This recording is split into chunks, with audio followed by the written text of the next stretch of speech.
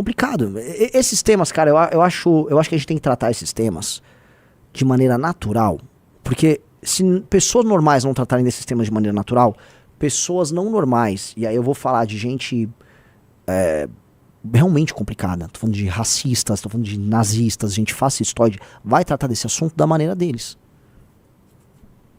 E a gente tem que tratar, assim, a ideia de, o Estado liberal surge com fronteiras, sabe? Nunca foi essa várzea que se tornou. Essa várzea, ela é uma várzea que, né? Então a gente precisa definitivamente tratar isso entre pessoas normais para que ela tenha uma resolução normal e a gente institua uma certa sanidade. Então você vê o presidente americano, o presidente da nação mais poderosa do mundo de longe, e da nação mais importante dos últimos, no mínimo, 200 anos, tratando desse tema. É porque esse tema precisa ser tratado, esse é um tema fundamental, um tema central, um tema importante. E nós precisamos tratar esse tema como pessoas, eu vou tocar como pessoas normais, e encarando o problema. Esse problema é real. O assunto da Inglaterra é muito perturbador. Eu acho que esse assunto é muito perturbador. Até agora, assim, são os assuntos que mais mexeu, porque eu começo a pensar até onde vai a mentalidade dessas pessoas, né? Então, os caras acobertaram, vamos dizer, casos em massa de estupros de meninas e meninos por parte de imigrantes paquistaneses. Só numa cidade foram mais de 2.000 casos. E os caras acobertaram com medo de parecer racismo. Isso é doentio. Eu acho isso mais doentio do que um extremista. Isso é muito doentio. Isso é muito doentio, porque isso já é um extremista. Isso é muito doentio. Isso mostra como o Estado moderno, a burocracia liberal, pra onde ele vai? Ele vai pro absurdo. Ele vai pro absurdo. Porque se você não se compadece com isso, você fica... E aí você tem que falar, que caralho eu trouxe 1 milhão de paquistaneses pra cá? Como é que eu botei aqui esse paquistanês? O que esse paquistanês tá fazendo aqui? Né? Ah não, mas pô, puta kebab. Ele vai fazer um curry ali. Eles não fazem kebab, eles fazem curry. Fazer um curry legal. Porra, foda-se o curry dele. Nem é bom essa porra. Mentira, é maravilhoso. Eu adoro. É muito bom. Eu adoro comida dessa região.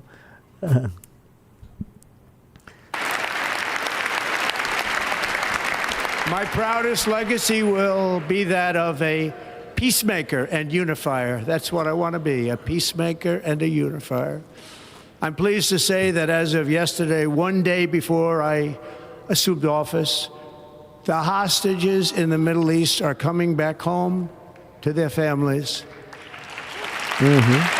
Isso é verdade. Ele está comentando que as pessoas que estavam de reféns ali no Oriente Médio estão voltando para cima. O que aconteceu que eu descrevi ali no caso em Israel, e aí?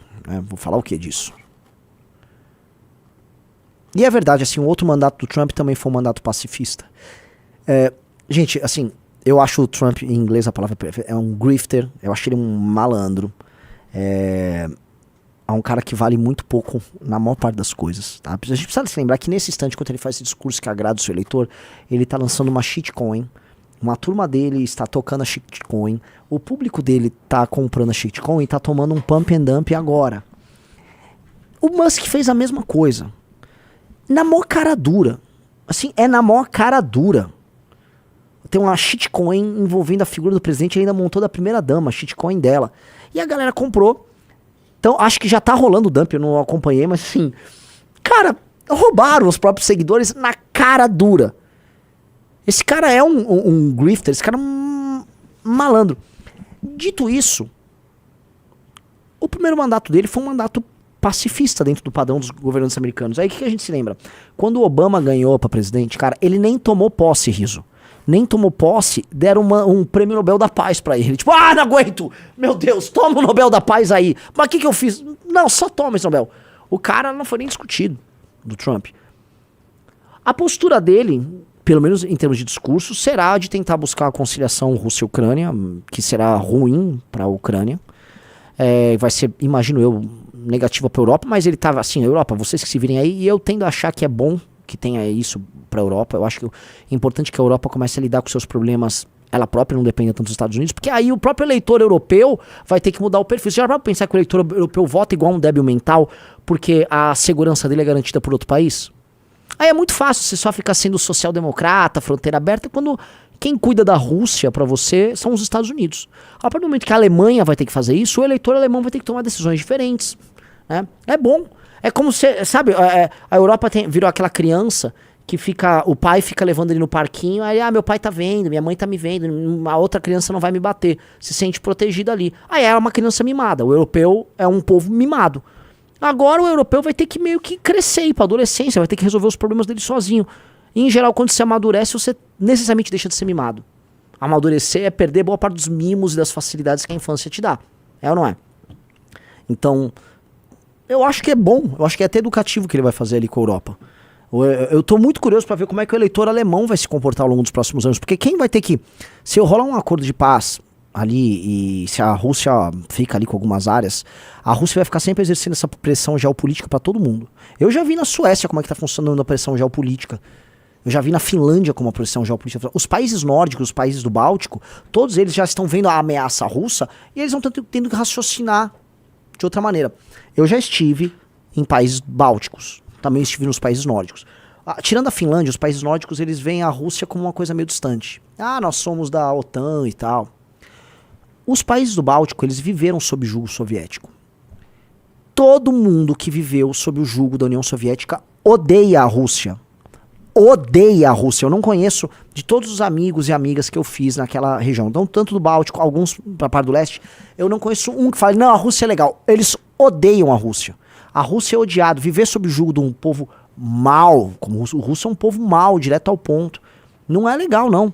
Lituanos têm histórias horríveis sobre os russos. Assim, eu conheço todo mundo que eu conheci, até gente que morava na cortina de ferro, mas morava distante, tipo, croatas, tem histórias ruins de russo.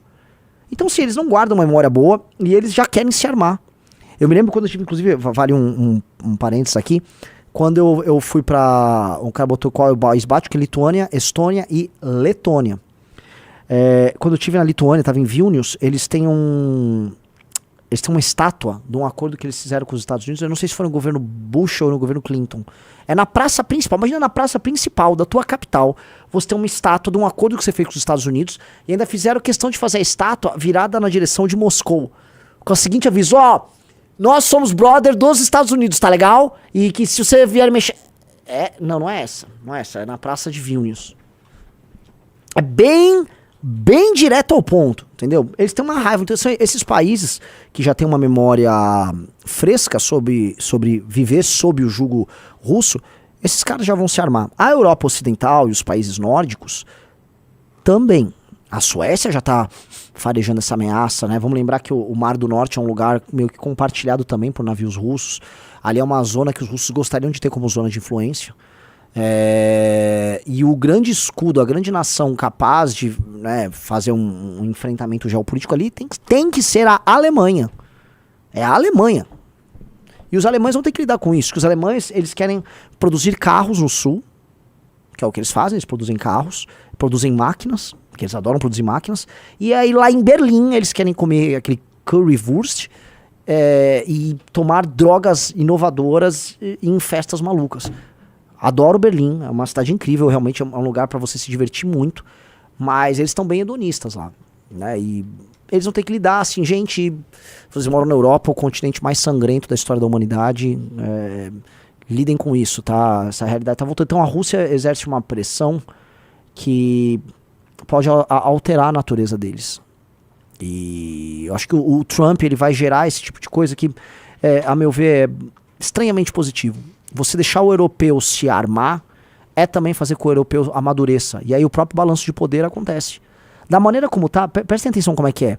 Os europeus, a opinião pública europeia, xinga os Estados Unidos, enquanto os Estados Unidos bancam a segurança deles. É muito gostoso isso, né? Você xinga os caras e eles bancam a sua segurança. Pra você não ter que lidar com seus problemas. Não, agora vai ter que pagar. Eu acho que ele tá certíssimo. Isso ajuda a consolidar a paz. E não o contrário. Ajuda a consolidar. A Alemanha já começou a fornecer para a Ucrânia vários equipamentos de guerra. Os equipamentos de guerra alemães são maravilhosos, estão descobrindo. Eles são incríveis. Sério?